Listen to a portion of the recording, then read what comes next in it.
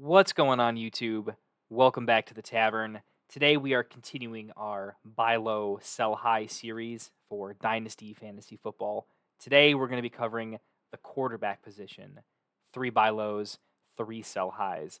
As you watch this, and hopefully a couple of my other videos, if you like the way that I think and play Dynasty Fantasy Football and want to support me in this journey as a new fantasy football content creator, please consider hitting subscribe, liking the video, and dropping something quick in the comments. It really helps me in the channel a ton. And I'd like to be able to keep doing this, so really appreciate the support. Everyone's been so friendly so far. Really appreciate everyone. Let's get into it. Our first buy low. It's not CJ Stroud. It's going to be Drake Maye. Drake Maye, new Patriot. So why buy low on Mr. Drake Maye? Well, the Patriots likely aren't going to be any good this year. And if they are, it's going to be the low end of mediocre. No one likes drafting an unpolished quarterback on a team that's rebuilding, especially right after, Bryce was such a bust and lost so much value. Now, Drake is not necessarily cheap, but he has been moving down draft boards since the rookie draft timeline has begun. It used to be pretty consensus that in Superflex, it was him and Jaden Daniels right next to each other, but then JJ and Rome were both after. Now, Jaden is still high, but Rome comes off the board before Maye many times, and so does JJ. So it hasn't gone all the way down the board, but especially to people who bought into Maye early and had an earlier draft. Now they're seeing Maye's stock decline a little bit, and it's not looking like there's going to be a huge uptick until maybe we hear he's balling out at camp. But for the meantime, that's just not the case. JJ is the new hype, and he's the faller in terms of narrative, as him being a Patriot kind of sinks in, right? So why buy? Why are we buying Drake Maye? Well, in my opinion, he was the clear better prospect than JJ is, right? But is going after him. And we know team talent's a big deal, but I think at the quarterback position, pure talent is a little bit more important than where you end up. For the most part, there's some caveats to it. And I think he's going a little too low based on the opportunity. People who bought him because, well, let's say I think there's a lot of people who drafted him that drafted Drake Maye because they thought they had to. He fell, and he's kind of the person that you hope makes the decision easy for you. And then Drake Maye is available, right? If you were planning on drafting Rome and all of a sudden Rome goes, you kind of have to take Maye or something along those lines. I think there's a lot of people who took him because they thought they had to. And now he's going even later, and people are kicking themselves that, I didn't have to take Maye there. I guess I didn't have to. I could have gone with the player I wanted to take. And now I just won off the ship. I think there's a reasonable amount of those people. Okay. I think he'll probably fall farther in the rankings after the start of the season because he's not going to start. But at the same time, I feel like by that point, I don't think he's going to bottom out, right? It's going to take bad play for him to bottom out. So in terms of looking at the buy-sell window, I just think he could get some camp hype and kind of rise back up a little bit. Once the team's bad, it's like, wait till Maye starts. I don't think he'll drop a little bit, but I don't think he's going to bottom out. And I think there's the chance that you could lose this window of a buy low a little bit later on, potentially, with the buyer's remorse in a couple of places. So if you're doing a rebuild, or at least doing like a 1-year sort of mini rebuild to play for year 2 type of a strat, I think you can stomach him not starting. And it makes a lot of sense since you can deal with the worst of it. They drafted 2 wide receivers, and I actually kind of like Douglas a little bit over there, Demario Douglas. So I'm not saying these are crazy prospects, but I like Polk. I like Javon Baker. And with the new coaching staff in town, I'm not saying they're going to have a great offense, but I think they have a chance to be okay. I kind of compare what they could be to, none of us thought Jaden Reed was going to be as good as he is. I don't think we all thought Dontavian Wicks was going to come in and be quite good. I mean, all the pieces to that Packers team are really hitting. I don't think New England's going to be the new Packers, but could they be a light version of them where everyone kind of exceeds expectations and they're actually okay offensively in a surprising way. And then Drake Maye comes into young weapons. And don't forget, he's got rushing upside. So I just think that where the offense could go, they can't get much worse. They could get better. And he's being valued as if none of those things are possible. So how to buy him? In order to get value, I think you've got to flip a wide receiver or running back. You can't do straight draft capital because his price is still being set. No one wants to pay less than where they drafted him at and what that draft pick typically goes for on the market, right? So straight ADP is not straight draft capital. You can't really get a ton of value or any value at straight draft capital. You're going to need to leverage a player flip so that the person is more excited about the player they're getting now than having to redraft all over again, essentially by trading for draft capital. So could you go and flip? These are some people I'm maybe less, well, some I'm less high on, some I'm actually high on if I look at my list here. You can take guys in the range of like DK Metcalf, DJ Moore, Saquon Barkley, George Pickens, Addison, Walker. If you can, I've seen trades for some of those straight up for Drake Maye because they're high on that piece. I think you probably have to add a second to get that done, but not always. I mean, a lot of those guys typically already go for first-round picks. Drake Maye, what, 106 in a lot of spots right now, sometimes 107. This is a loaded class. But anyways, you can offer that straight up, maybe work something out. Instead of draft capital, maybe you're adding another player into there. But I've seen him go straight up for pieces like that. Like right now, Pickens is kind of rising. I've seen Pickens go for Drake Maye straight up. Walker, I think Walker could easily go for Drake Maye startup, and I think in startups they're pretty close. If you go a tier lower, you could kind of go like Jaden Reed, Deebo Samuels, Josh Jacobs, some older guys, Devontae Cup, Evans, and then add like a second and a third, kind of accumulation of assets to go get Drake Maye. I think you can do that in a lot of spots too, and I think I'd be very happy with one of those deals.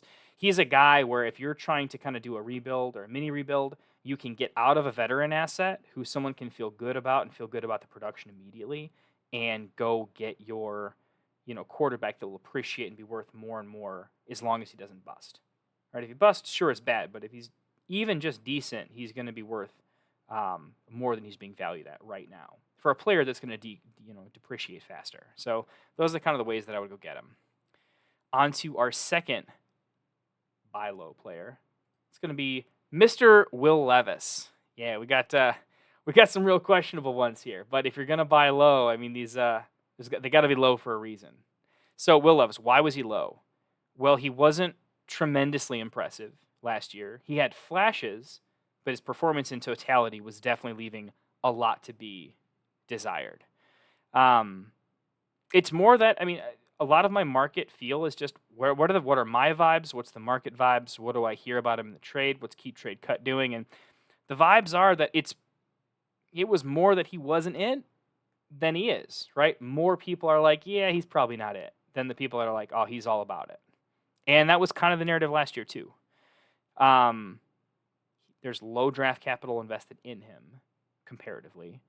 And it's a Titans team that's kind of underperforming or isn't looked at as a good team.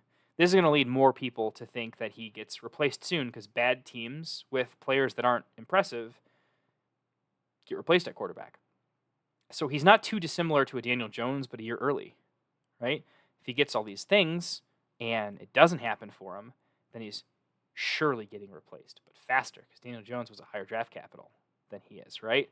So that's why he's low right now. He is kind of a hot seat player, and it's kind of the only year he has left to kind of make it work, right? Valid reasons to be tentative or down on him. So why buy him? Well, what's different this year to last year? We can just look at that. His O-line got better. He got many more offensive weapons, right? He's got Ridley over there now. He has 2 pass-catching running backs. And his wide receiver core is pretty good overall. I don't think you can question that he doesn't have people to throw to, right? Some of them we don't love more than others. Treylon Burks, maybe something will happen at some point. But even if he just kind of gets it together, I mean, if that's your wide receiver 3, I think you're okay with it. But specifically, the O-line and 2 pass-catching running backs that can give him some options at least. I think he's got a lot to look up for.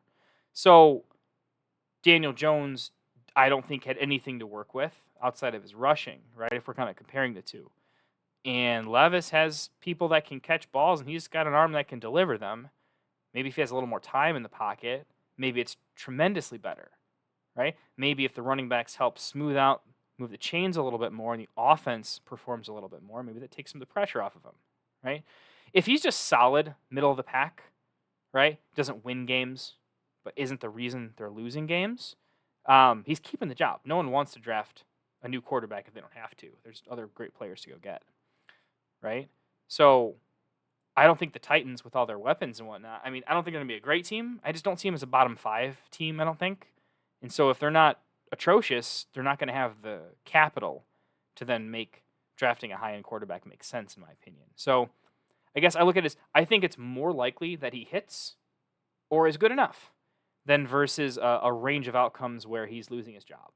And I think even the outcomes where he's a stabilizing force, not even good, but just very stabilizing, I think is very good for him.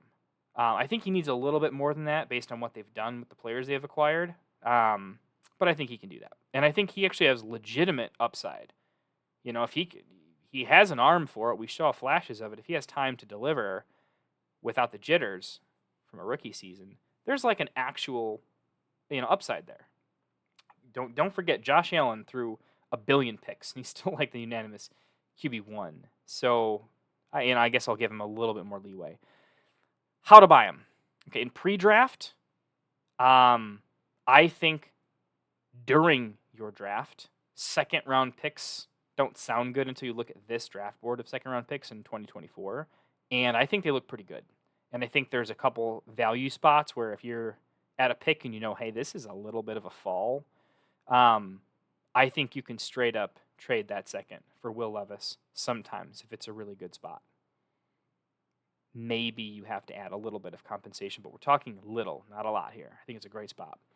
You kind of have to target him if it's a team with 3 quarterbacks or a team that had 2 quarterbacks and now drafted, like Drake Maye or Jay Daniels, something along those lines.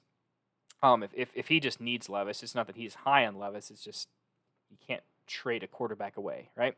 So if and when that's the case, if the owner looks like they're in a win-now window except for Levis, right, that's really a weakness, right, and they have other quarterback or other ability to flip draft cap, flipping veteran players like a Diggs or Ridley type of player for him, I think that makes a lot of sense. And in many cases, you're getting a pick back.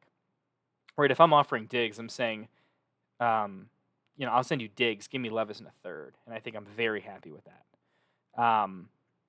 I want to pay under 2 seconds for Will Levis.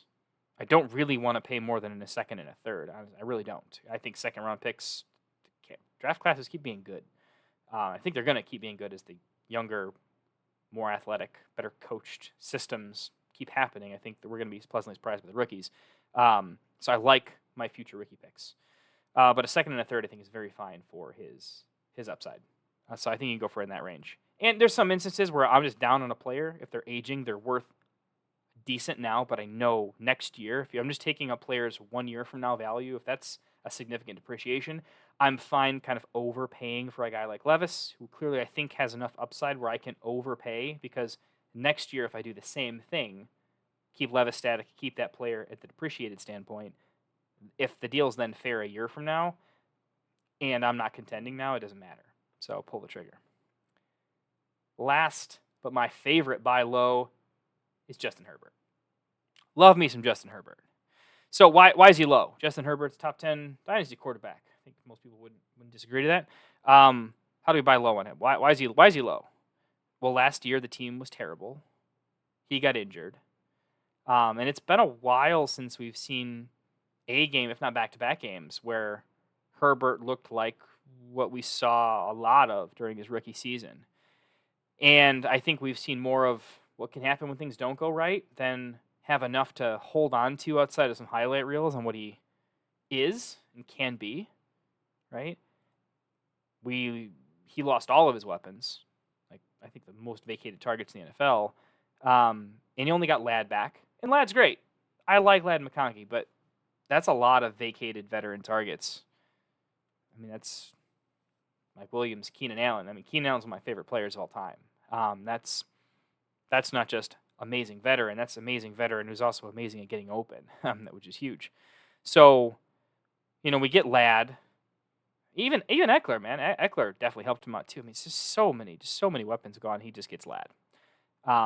Combine that with the head coach that is known to want to run the ball, and they made draft decisions that look like they want to. If they don't want to outright run the ball a lot, they want to run it more and be more balanced. So we'll get into that in a second. I don't necessarily agree with that, but that's why he's low. Lost his weapons. They should run more, throw less. Maybe the offense as a whole on paper looks worse. These are all arrows pointing down, and there's very little that gives you hope for, so it's a lost year next year. Maybe he plays okay a couple times. You're thinking as a dynasty asset, where's my upside? And I think that's where some owners are just, it's not that they don't love Justin Herbert. If they've owned him for long enough, they know what he's capable of. It's that he's not exciting and there's not a ton of upside narratives. And so what they're chasing is upside narratives they can have fun with and enjoy. They see very little with him, so they're willing to separate if they can find something else they believe in more. All right, it's an opportunity. Why are we buying? We're buying because, look, for one, their defense is still kind of bad and their division is kind of pretty good. So there's going to be plenty of games where run the ball as much as you want to.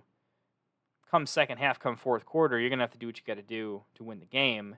And I think there's some pretty big upside for some shootouts in the division, regardless of how the first half game script goes.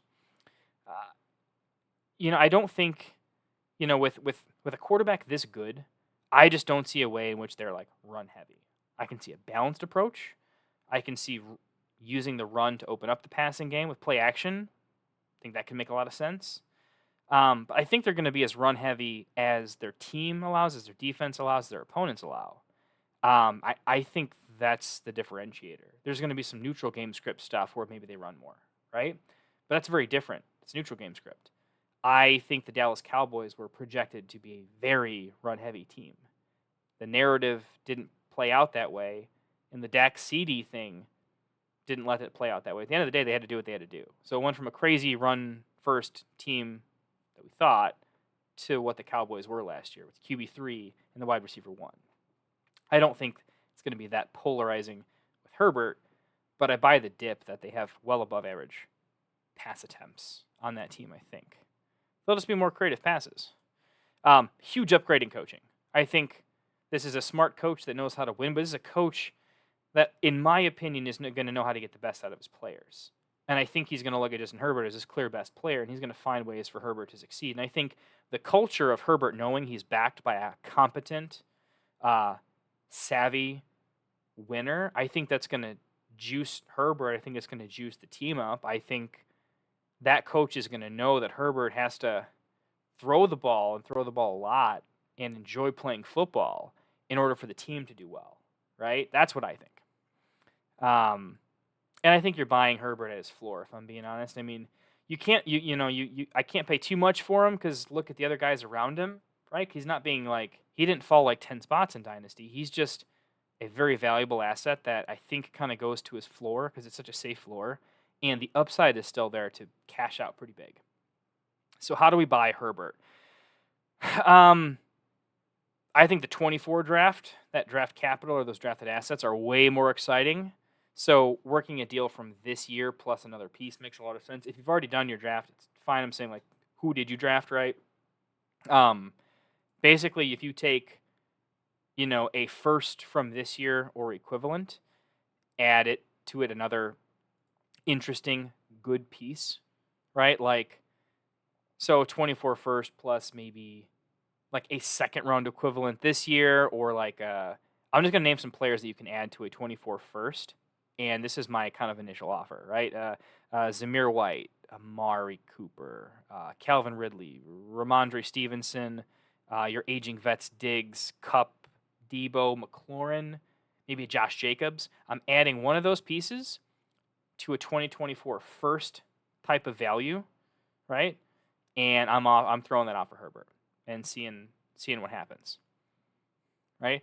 Maybe if we're close and they want to sell Herbert, maybe you have to add like a third interesting piece. Maybe you have to add a third would be a nice throw-in. But what about like a Dontavian Wicks, Dubes, Dotson? I said Cooper, Jerry Jeudy, either of the Buffalo guys, Khalil Shakir, Curtis Samuel, right? I'm throwing out kind of a range of names here, but you add that to the first, add that to the first good piece, and then third good piece, maybe the conglomeration of good vibes on these players. Overall, I think Herbert's worth more than that. But if you're kind of getting off the vibe of Herbert and you want to get to the other stuff, go ahead. If the team's not competing right away, you want to give them like the out, the first round pick next year, maybe that gives them an out, right? Or if you drafted Drake May, Jaden Daniels, you can use that as your cornerstone to then flip into Herbert. And then obviously you have to give up a little bit less since those are super high value. But you get the general principle. I also love tearing down. And this is worth mentioning real quick. I love tearing down to Justin Herbert right now. I think it's my favorite play. So if I had the 101 to Caleb, if I have Joe Burrow, if I have Jalen Hurts, if I have Lamar Jackson, I would love to tear down to Justin Herbert and get additional capital, right? That's kind of what I'm looking to do. So let's say I've got Joe Burrow. If I can flip Burrow for Herbert plus a first, I absolutely love that. If I have if I've got Caleb Williams and I can trade down to Herbert because people are really excited about what Caleb can do next Mahomes. If you can go, I'll sell you Caleb, but give me Herbert a first and a second. If you can get that done, absolutely amazing, right? High end. Jalen Hurts is awesome. He's young, runs for 20 touchdowns. He's great. If I can sell Jalen Hurts for Herbert and 2 firsts, right? Or Herbert a first in like 2 seconds and a third or something along those lines where they're giving up a lot, but they're getting Hurts. This is a massive top. He was like QB4 in Dynasty typically, right after Stroud. You could get something like that done. And if I could get Herbert plus essentially 2 first-round super high-end talents, I think that's what's going to win you a title versus that one great player. So, going even as high as like Lamar, you could Lamar, Hurt, Burrow. I think this range of there's not many players better. There's only some, Herbert's like, Dynasty QB 10-ish or something like that. There's not many players above him. But if I can tear down from one of those players, I would. Moving on to the sell highs. We talked about Lamar Jackson.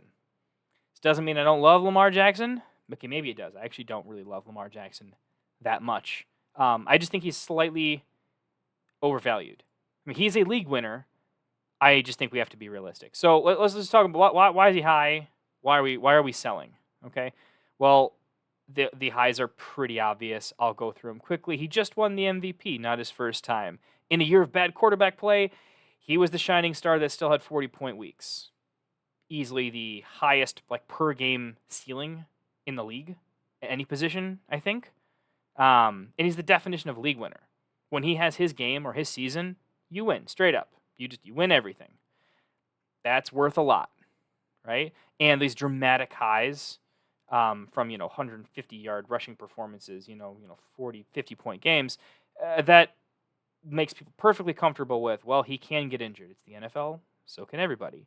And some of the lows that we've seen. Don't forget, this is a player that didn't really hold out, but I mean, how injured was he, right? I mean, there was a lot of feel. If you owned Lamar in redraft, I guess in Dynasty too, but I held him in redraft a lot over a couple years, and it was pretty bad times. It wasn't all gravy. You were either winning your league with him or honestly losing your league with him. That 50-50 coin flip's a little bit rough. So why are we selling the current NFL MVP and fantasy QB 4 or 5. Usually flips with Hurts basically. One, in my opinion, I think there's a good chance this ends up being his highest valued point in Dynasty going forward. I think every day past this, he probably loses value. So in a buy low, sell high type of, if you're playing the game, if you know something is at the highest it's ever going to be, you should sell, right? If quarterback play wasn't bad last year, he definitely wouldn't be fantasy MVP, right? Like, he was good, but he wasn't like crazy good last year. He was just better than most other quarterbacks, right? But he wasn't really putting up the numbers that would lead me to say fully league winner. He's not old, but he's not getting younger, and his body is definitely not getting younger. So his style of play means that if not this year, to look 1 year into the future, just one, does he have to run less and be less explosive with those runs? And does he miss, at least 2-3 more games a season due to needing more rest and recovery from certain, hits? That's all it would take to get him from his elite play to just good, not great, right? Because I haven't loved him as a thrower. I think the team he's on and his skill set allows him to do a lot of other things, but I have not been overly impressed with him as a pure passer, basically ever. His best weapon is a matchup nightmare. Both of them are. Zay Flowers is great, but Mark Andrews is just a matchup nightmare. And he's been able to get away with not exactly throwing his wide receivers open. So with that, I think it's an asset that depreciates a little bit, but could depreciate a lot. Right? He's a very different player without those legs, and they're going to go away at some point. And it could be a year. Maybe it's 2. Maybe it's 2 and I'm a little bit silly, but I think it could be 1. With Derrick Henry and their defense, his floor has never been lower. You should say safe floor because of the rushing, but if the game is done at halftime because Derrick Henry had the first touchdown and Derrick Henry had the second touchdown, okay, and it's 17-3 at halftime, it's not over, but it could be almost over, right? There could be second halves where he's not throwing the ball more than 12 to 15 times. And that could be it. There could be games where he could have 0 or only 1 throwing touchdown and less than 50 yards rushing because other players got it done. Now, they want to rest Henry a little bit, and I'm sure they're going to spell him a lot, but throw some other guys in there. I just don't think it's going to be like Chuck Lamar out on every play all the time when they want to save him to win a championship, not a fantasy championship. So I think there's going to be way more games under 20 points than people realize this year, and I think it's going to dramatically impact his future stock. Okay, right now, I like a lot of quarterbacks are being undervalued. And so with quarterback being kind of a fickle position to trade because even the worst quarterback's still worth something being a quarterback, it's tricky to put together good deals at quarterback. Because I like other quarterbacks so much more, I think a tiering down can make a lot of sense, right? Or if somebody has a ridiculous amount of other great assets, the price that people will pay up for Lamar, for a true league winner, is kind of astounding. And I think you should capitalize while you can. If you're getting good value, you're getting good value. You won't be losing Lamar. You are going to be trading for equal or more assets, good assets that don't depreciate. So let's look at some of those, right? I like a tier down. I kind of have a tier of like undervalued guys. They're not cheap, but compared to Lamar, they are, right? And that's Brock Purdy, Herbert, Trevor Lawrence. And I'm going to throw Anthony Richardson in here only in relation to Lamar. In my opinion, Anthony Richardson might straight up be a better dynasty asset than Lamar Jackson. Hot take, I know, but I truly believe in A-Rich and what the Colts are going to do. A-Rich, people are hyped on him. He's not cheap, but I'm just saying it's worth being in consideration because I'm so high in Anthony Richardson. He's almost a buy low for me because I don't think I can possibly pay enough for him. But what I'm saying is compared to Lamar, if you can get A-Rich plus a decent sum, I would do it so fast to make your head spin.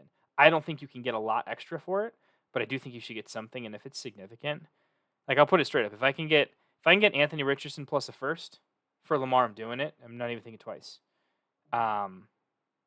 I actually looked at it, I think in trade calculators, if you actually, for most, across a lot of rankings, if I just look at like what the ranking would be for like, I looked at some had him at like dynasty quarterback, like 9, 10, 11. He was always bouncing around there. For me, he's like my dynasty QB, like 6. So if I just like take the QB 6 against Lamar, I mean, still it's Lamar, it's QB 4. You should still be getting a lot. What I would do if I can down tier from Lamar to get Purdy plus like 2 firsts and probably a second, I would. I think most of these are going to be down tiered quarterback plus 2 firsts. But I might ask for 2 firsts and a second, and you make the call. And when the other guy counters at, well, I don't need the second. I'll do it for so and so and 2 firsts. Can't have the second. You make the call. A lot of these I'd probably just say, okay, meet you in the middle of the third. Some I wouldn't. Like Trevor and 2 firsts, Purdy and 2 firsts. Herbert's so good, and he's also a buy low that I'd probably do a first and a second. Like Herbert, a first and a second for Lamar is fine, but Trevor and Purdy have to be 2 firsts. But I think you can get that done a lot. Moving on to the next guy. Let's make the video not too long. It's going to be Jared Goff. As you can see in the background, I'm a longtime Bears fan. So obviously, and that's obviously, I don't hate the Lions. We hate the Packers. If anything, the Lions are like so fun. As an NFC North, guy, I'm a Bears fan. I can't tell you how happy it actually makes me that the Lions are doing great. It's fun. I guess the point I'm making is I know a lot about them. NFC North guys, we don't have a lot to play for when you're a Bears fan. So you tend to pay attention to the Lions, Packers, and Vikings quite a bit. And it's been super fun to watch the Lions. And, Dan Campbell's such a character. I truly do love the Lions a little bit. Forgive me, Bears. But why are we selling high on Goff? Well, let's talk about why he's high.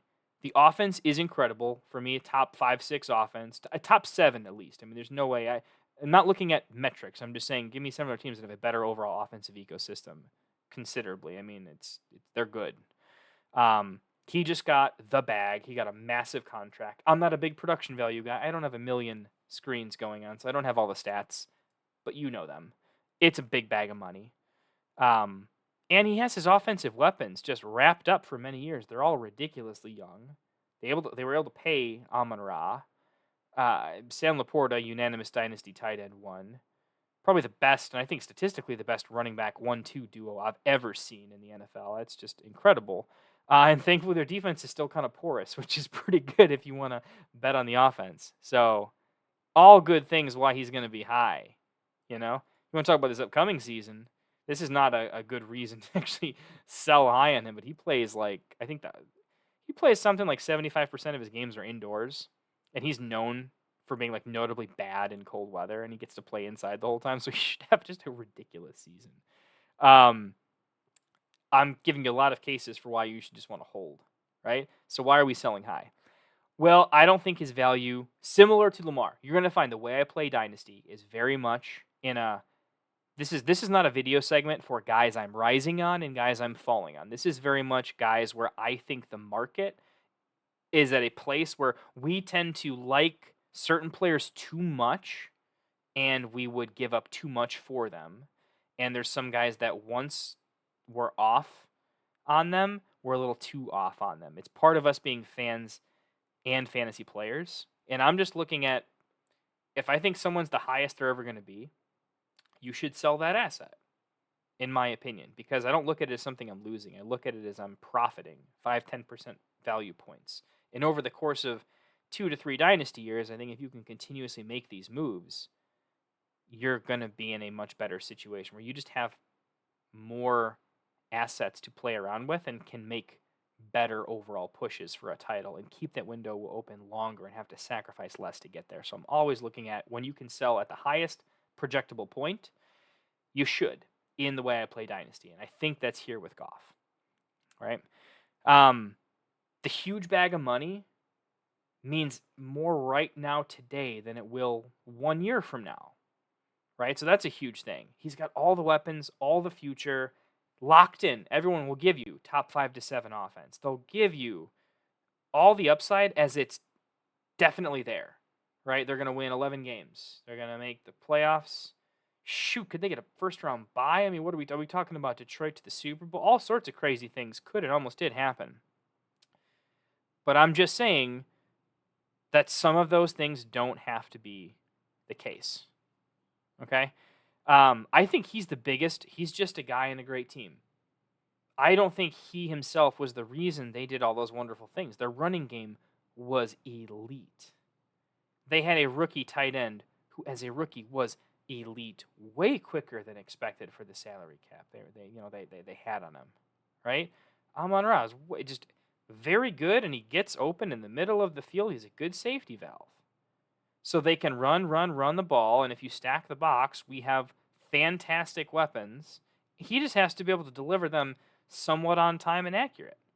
Now, I know in the NFL, delivering a ball on time and accurate, it's like the whole job, right? But, I'm not saying he's got like an amazing O-line, but not a bad one. That running game was pretty great. I didn't see him having to throw, off base, off platform scrambling all the time. Right? I'm not saying he played bad last year. I'm saying he played good last year, but I think you got to think of range of outcomes when it comes to players, and I think his range of outcome, he hit a ceiling case, and if there's regression to the mean, if he hits more of an average Jared Goff play could be like the reason they lose a game. And I think a couple of like average games that they lose because Goff threw a bad pick, I've seen enough in the NFL to see that Goff. I've seen that guy play before. And a little too much of that, and I think the community in the fantasy take is going to be, man, the Lions are really good, but man, they're unlucky because Goff got us all excited, and now he's just kind of a guy. Now I think he's better than Russell Wilson, not career arc, but the Broncos were just a quarterback away, and then Russell showed up, and they were not amazing. This isn't a new player, but I'm just saying I don't think that he has to have an elite year next year. And I don't think he'll crater. I just think that you could sell him for max value now, and what you could get is just way more than anyone's going to consider paying you next year when he's a year older, and if he disappoints a little bit, right? So that's just what I'm thinking of here. So what can we get for him? If we're selling high on him, that probably means that the pieces I think we can get back right now are worth it. I think they are. Keep in mind, Goff is purely a player where if you are contending right now, you hold him. He is going to be great for you. Probably. But if you are anything less than not like ready to win, if you want to do a mini 1-year rebuild, if you think, dude, I got a lot of pieces, but if one thing wrong happens, I don't got the gas in the tank, do a mini rebuild. Let's stock up right now. Let's get out of this is an aging prospect that if he ever just became mediocre, he's just worth nothing. So I want to capitalize. I think 1-for-1 right now with the contract and everything, where I'm seeing him go in startups. I think 1-for-1, I think you can flip him straight up for Rome Odunze. I think you can flip him straight up for Olave. I think there's some people that are just off of Olave and Carr, and this is the quarterback. I mean, maybe you could flip him for Purdy. I think the Purdy owner is going to be like, Purdy scores just as much, but he's younger. Maybe like a post Ayuk or Debo leaving. Maybe you can get it done. I'm saying that's the level of guy you could get. Tua?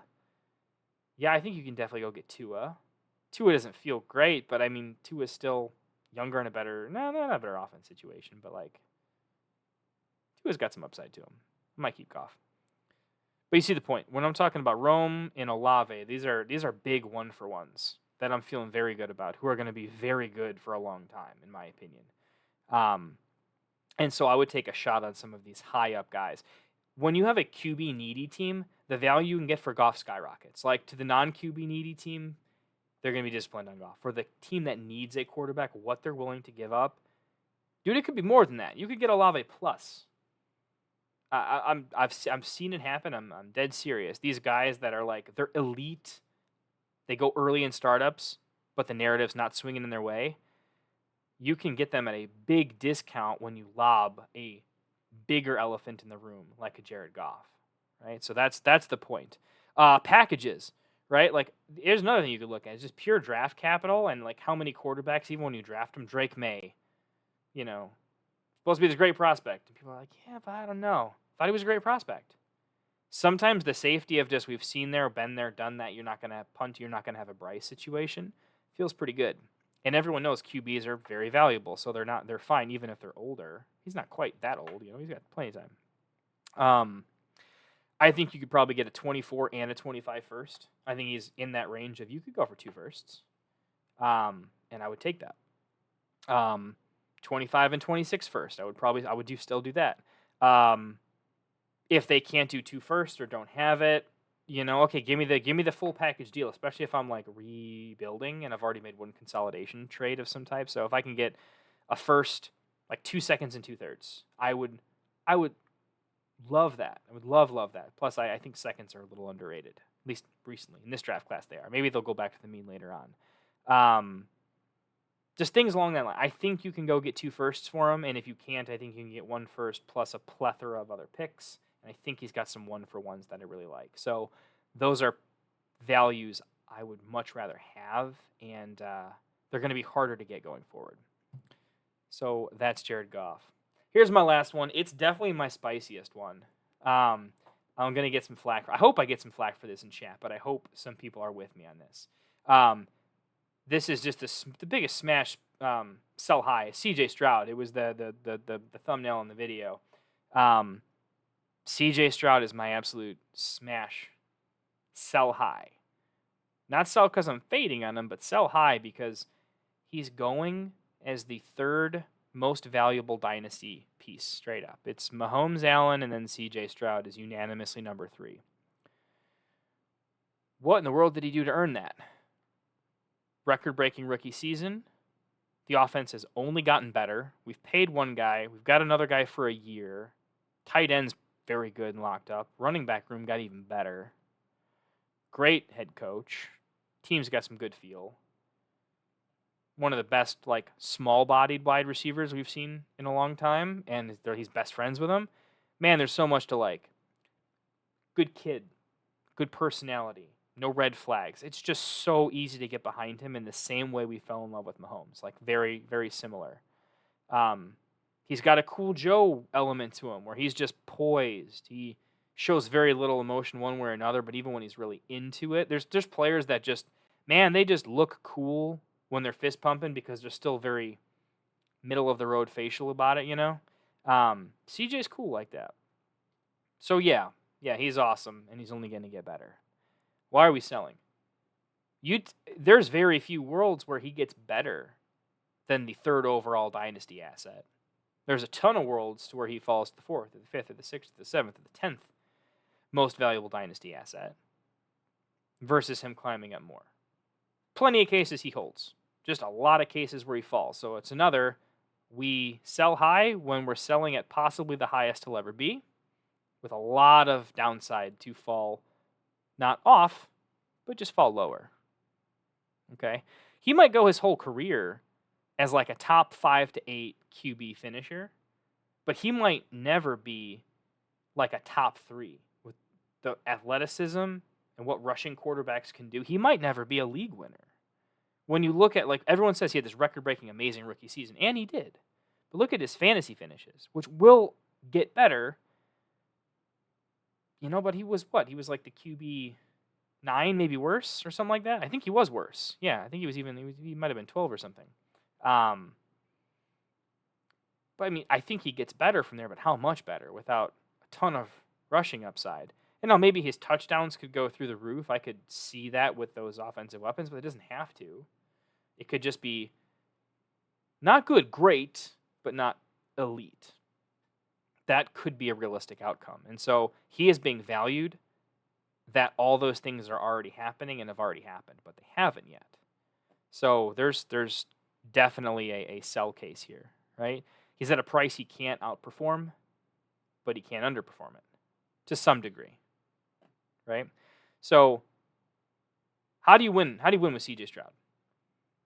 The rest of your team has to be really good, right? Because he probably isn't going to put up a bunch of 30, 40-point games. He'll do a few of them, but he's also going to have some very realistic one. He had some 0 and 1 touchdown games last year because they had some rushing stuff, right?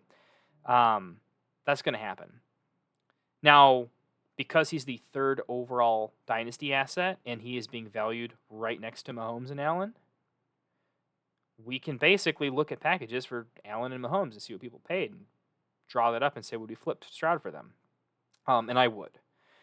My strategy with him to win a championship this year and probably for many years is you can just down tier, because right now I love a lot of the quarterbacks that are undervalued. They're just not as spicy or hot as he is.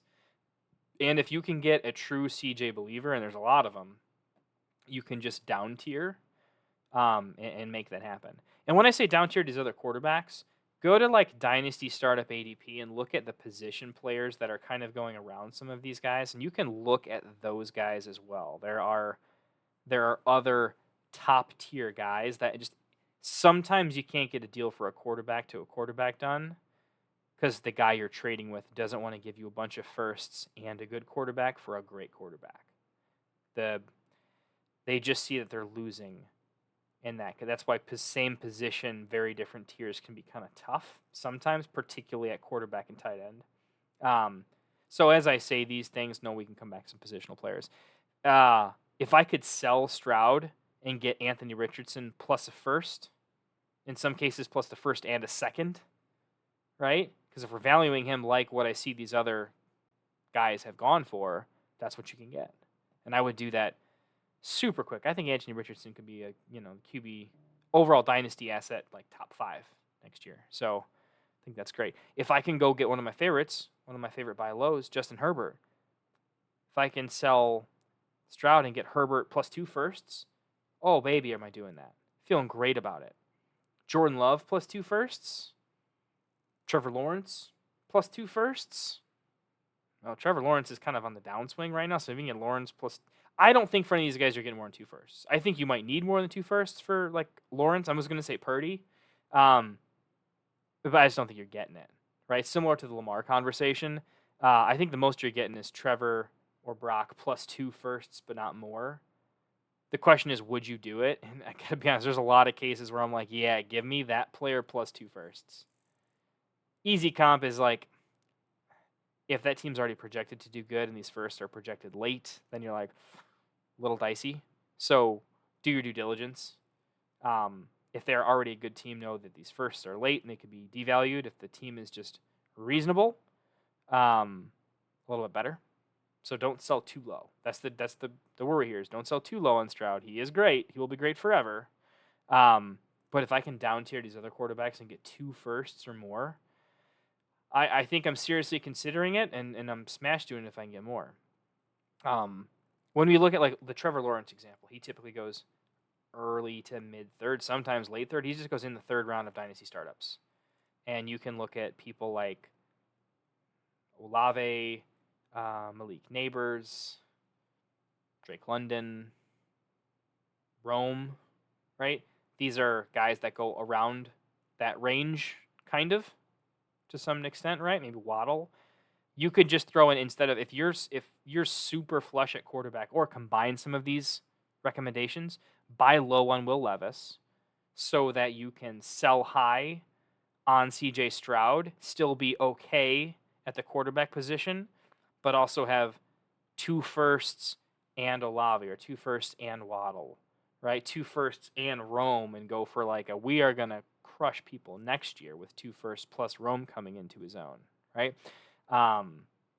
That's where you win, right? Or guys like Love, Purdy, and Lawrence just finish as top 12 QBs or just outside of that, but they're not far behind in terms of points per game, Stroud, and you also have 2 first-round picks in your lineup. That's how you win a title. So I love Stroud, but I just think what you can get for him right now is disproportionate to the value he's going to be on your team from a how do I win a championship. I think Stroud is going to be a guy who consistently makes you a contender almost every year, but he's not what puts you over the edge. What puts you over the edge is flipping his value, his market value, to create a roster construction where you can win. That's my biggest point there. Anyways, I hope you enjoyed the video. Just to do a quick couple of recaps. So our buy lows are going to be Drake Maye, Will Levis, and Justin Herbert. And then our sell highs, Lamar, Goff, and Stroud.